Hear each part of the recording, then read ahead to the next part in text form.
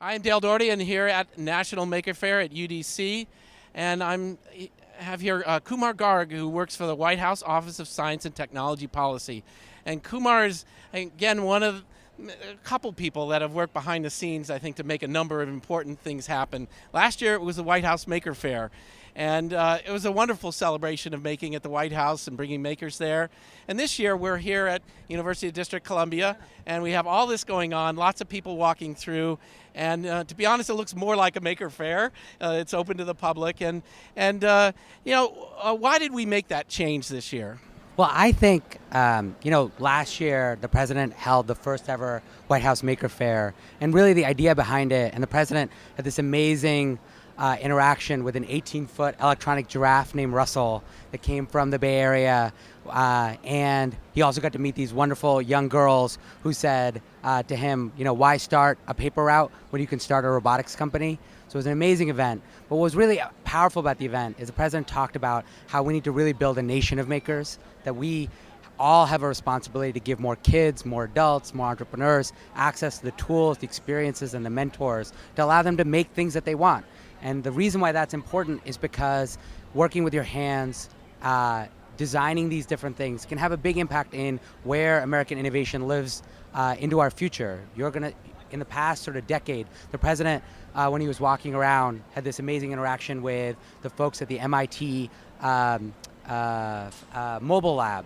And what they talked about was that we're seeing this huge revolution in the cost and affordability of devices like 3D printers and C machines. And if we were here 20 years earlier, we had that same reduction in cost of computing. These new tools are allowing kids, adults, and entrepreneurs to make just about anything.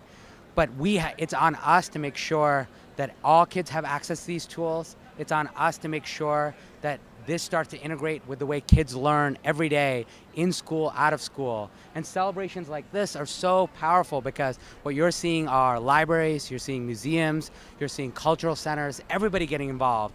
And that's what last year was. And what we wanted to do this year was really build on that call to action. So just on Friday, we did an event at the White House where we had amazing makers from all over the country there presenting on their projects. And that was a start to a real week of making. So the president issued a proclamation really saying that we want to see events like this all over the country. And so what the DC National Maker Faire is all about is we've got thousands of people from around the DC area. We've got hundreds of makers who've flown in, and people walking around, and they're learning from each other, and they're just getting excited. And this is the beginning of a week that will have hundreds of events happen around the week. I really recommend people walk around and check this stuff out. We've got federal agencies from USAID, from Department of Education, Veterans Affairs, and they've got makers who work inside those agencies. They're building really cool things, but they really want to work with the maker community because they think this community has something they can offer. So USAID thinks that there's makers who can develop really low-cost instruments that can help farmers in the third world. You've got folks that think that we can develop low-cost prosthetics that can help veterans. And so, we think we're still in the early days of this, but we're really excited and want to sort of keep helping grow this movement because it can help more kids get excited about school and about learning. It can help more entrepreneurs get started, and it can help more Americans just sort of feel connected to the innovation economy. So really excited to walk around and just learn from Yeah, well, even beyond education, though, I think there were some policy implications in other areas like innovation, economy, workforce development.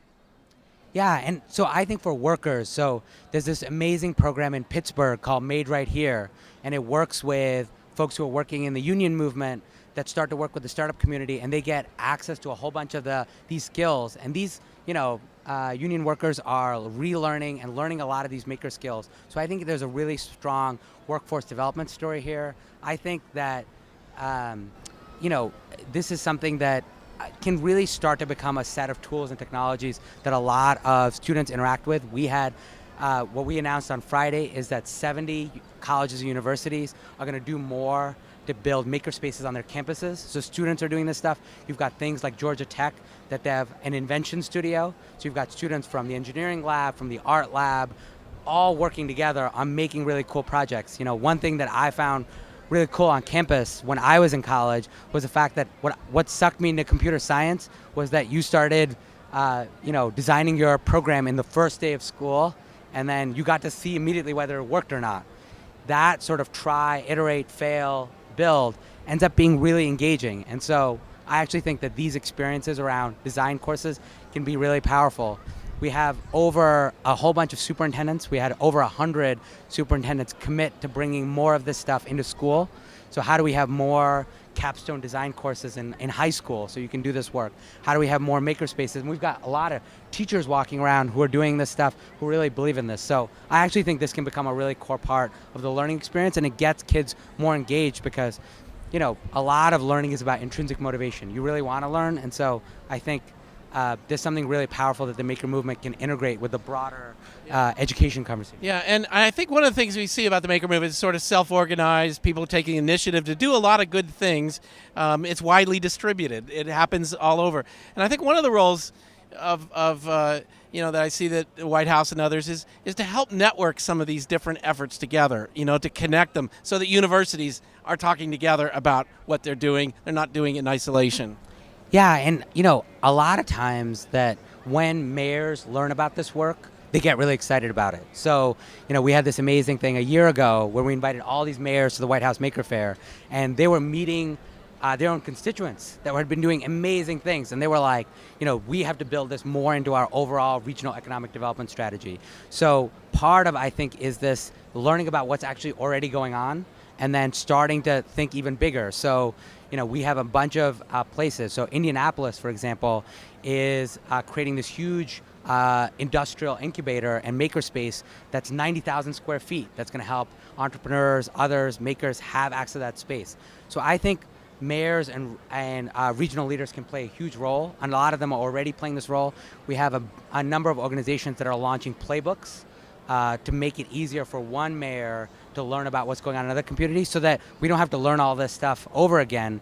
And part of the role we can sometimes play is bringing a lot of these communities together. And so about a month ago, we actually brought together 20 communities around the country to do a half day at the White House where they were showing each other. These weren't just big cities. No, we had, smaller cities in the state of Washington. We had big cities, all sort of saying, here's what we're doing, from a Made In campaign to a makerspace to things where the museums and libraries are in lead.